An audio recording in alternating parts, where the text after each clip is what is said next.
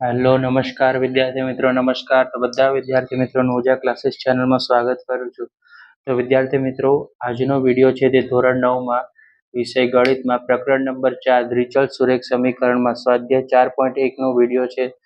તો વિદ્યાર્થી મિત્રો ચેનલને સબસ્ક્રાઇબ કરી લેજો. સ્વાધ્યાય 4.1માં સ્ટાર્ટ કરતા પહેલા ઇમ્પોર્ટન્ટ છે કે દ્વિચલ સુરેખ સમીકરણનું પ્રમાણિત સ્વરૂપમાં છે ax + by + c = 0. એબીસી કેવી સંખ્યા છે? વાસ્તવિક સંખ્યા છે. આ મોસ્ટ ઇમ્પોર્ટન્ટ છે. તો સૌથી પહેલા તમે આ સૂત્રને ખાસ તૈયાર કરજો, જેથી તમને આગળના દાખલા આવડી જશે. તો સ્વાધ્યાય 4.1માં પહેલો પ્રશ્ન છે કે નોટબુકની કિંમત પેનની કિંમત કરતા બમણી છે, એટલે કેટલા ગણી છે? 2 ગણી છે. તો આ વિધાનને દ્વિચલ સુરેખ સમીકરણમાં તમારે દર્શાવવાનું છે. નોટબુકની કિંમત ₹x તથા પેનની કિંમત ₹y લો. તો આપણે અહીંયા જવાબ લખીશું કે ધારો કે નોટબુકની કિંમત ₹x છે અને પેનની કિંમત y છે. તે તમે અહીંયા આપણને આપી દીધેલું છે રકમમાં, રાઈટ. નોટબુકની કિંમત એ પેનની કિંમત કરતા બમણી એટલે 2 ગણી છે, રાઈટ. નોટબુકની કિંમત પેનની કિંમત કરતા બમણી એટલે 2 ગણી છે. તો નોટબુકની કિંમતને આપણે x ધાર્યો હતો અને પેનની કિંમતને આપણે y ધાર્યો હતો, એટલે x બરાબર 2y લખવાનું, બરાબર. બમણી એટલે 2 ગણું, એટલે x બરાબર 2y. x બરાબર 2y એટલે કે જો અહીંયા x લખશું, આ 2y કેવા છે? વત્તા છે. જ્યારે નીચે આવશે ત્યારે શું થાય? ઓછા. માટે x - 2y બરાબર 0. માટે માંગેલ દ્વિચલ સુરેખ સમીકરણ છે, રાઈટ. મોસ્ટ ઇમ્પોર્ટન્ટ દાખલો તો પરીક્ષામાં પૂછાશે. બીજો પ્રશ્ન સ્ટાર્ટ થઈ રહ્યા છે. ઇમ્પોર્ટન્ટ છે. નીચે દર્શાવેલા સુરેખ સમીકરણોને x + by + c = 0 તરીકે દર્શાવો અને દરેક કિસ્સામાં a, b અને c ની કિંમતો દર્શાવવાની. જો અહીંયા મેં દર્શાવી છે કે અહીંયા રકમ છે 2x + 3y બરાબર 9.35 છે. એમાં 5 પર શું આપેલું છે? અહીંયા 12 આપેલો છે, રાઈટ. તો પહેલી જે સંખ્યા છે ને એ કહેશું, બીજી સંખ્યાને બી કહેશું અને ત્રીજીને શું કહેવાશે? સી. માટે a બરાબર 2 લેવાનું, b બરાબર 3 લેવાનું, c બરાબર 9.35. એમાં 5 પર શું કરવાનું? 12 લખવાનું, રાઈટ. એબીસી સ્વરૂપમાં આપણે દર્શાવ્યું. હવે આપણે પ્રમાણિત સ્વરૂપમાં લખશું ax + by + c બરાબર 0. તો સૌથી પહેલા એનો જવાબ શું આવશે? 2x + 3y, રાઈટ, ઓછા 9. c ની કિંમત શું છે?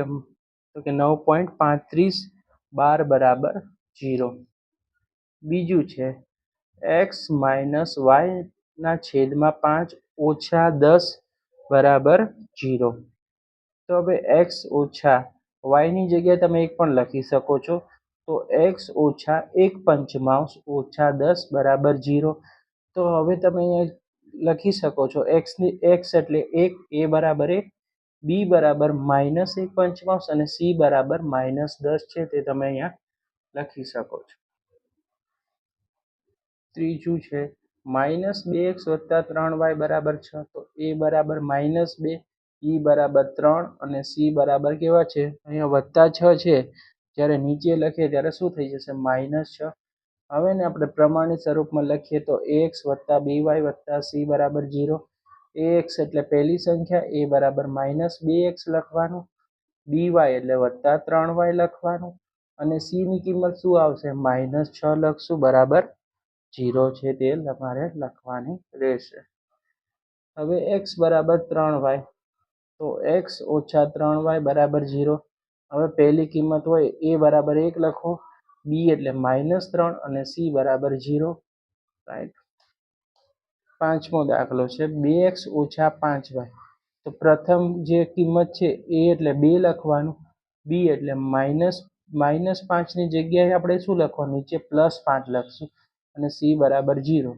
માટે a બરાબર 2x + bx એટલે કેટલું થશે? 5y અને c ની વેલ્યુ શું છે? અહીંયા 0.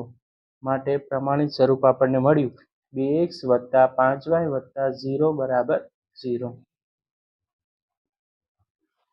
દાખલા નંબર 6 3x + 2 બરાબર 0, a બરાબર 3, b બરાબર 0, c બરાબર 2.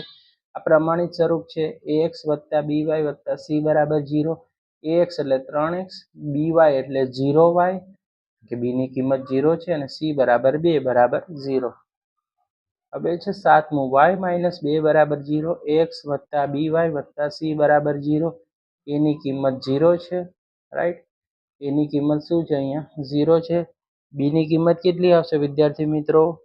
અહીંયા આવશે 1 અને c ની કિંમત 2. માટે તમારો આન્સર શું બનશે? તો ax એટલે અહીંયા 0x વત્તા y વત્તા 2 બરાબર 0. આઠમો દાખલો છે 5 બરાબર 2x, ax વત્તા by વત્તા c બરાબર 0. એની કિંમત કેટલી આવશે? -2. b ની કિંમત કેટલી આવશે? અહીંયા આપણે by છે તો b ની કિંમત આપણે અહીંયા લખશું 0 લખશું અને c ની કિંમત કેટલી આવશે? અહીંયા 5 આવશે, રાઈટ. તો હવે આપણે ax છે તો ax ની જગ્યાએ આપણે શું લખવાનું? ax એટલે a એટલે 2 હતા, -2 હતા એટલે ax એટલે 2x, by હતા b ની કિંમત 0 છે અને y ના y માટે 0y અને c ની કિંમત આવશે +5 બરાબર 0. તો વિદ્યાર્થી મિત્રો અહીંયા સ્વાધ્યાય 4.1 છે તે અહીંયા સમાપ્ત થાય છે.